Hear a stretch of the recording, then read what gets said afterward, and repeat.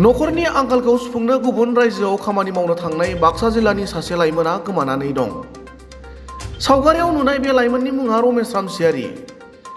बाक्सा जिल्लानि दारागाव गोजोनपुरी गामिनि रमेश रामसियारिया बोहैथि दाननि 18 खालार खालि मुम्बाइनि तिलक नगर रेल स्टेशननिफ्राय डिब्रुगड़ एक्सप्रेसजों न'आव फैनायनि खौरांखौ खोन्थाहरदोंमोन। नाथाय मुम्बाइनिफ्राय फैनाया 6 सान बारलांब्लाबो रमेश रामसियारिया न' फारसे सफैयाखै आरो बिनि मबाइल नाम्बारा सुइच अफ जानानै थानायनि जाउनाव नखरनि सुबुङा फोनांजाब राहाखौ मोननो हायैयाव जोबोर जिंगा जानानै दं। बेनिखायनो सावगारियाव नुनाय रमेश रामसियारिखौ सोरबाफोर बबेयावबा नुयोब्ला 6900632366 मबाइल नम्बराव फोरमायहरनो रमेश रामसियारिनि फंबायआ खावलायदों। आंनि मुङा रमाकान्त रामसियारि, गामिया दारागाव गोजोनपुरी। बिजोङाव ओंखारनायनि गुबै जाहोना जादों दा रमेशआ गोमानानै दं। रमेश रामसियारिया गोमानानै दं। 18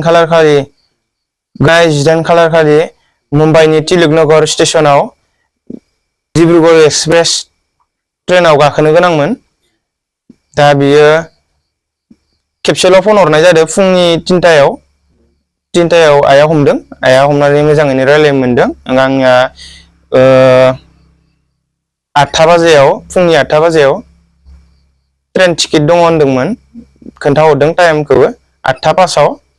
दा बियो न'सिम मोनफैनाय जायाखै। बेनिखायनो रायजो राजाफोरखौ खावलायनो सानो आङो, सावगारियाव नुनाय आंनि आदाखौ सोरबाफोर नुसनबायोबा हमना दोननानै मबाइल नाम्बार 6900632366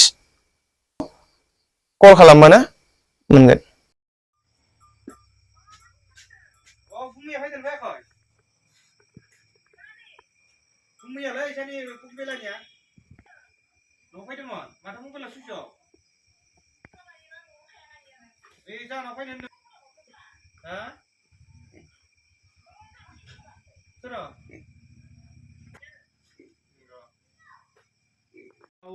राजस्थान थांलाय फैलाय खालामहैयो, मालाय लोगोजों लोगो हरगौमोन ना, लोगो बिदि होनदोंमोन।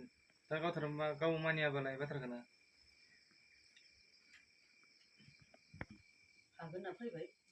आंनो नुखाथारदोंमोन, भागिननो लासैनो बोरै फैनो दानि जुगाव बिदि मबाइल गिदिर लानासो लकेसन नायनो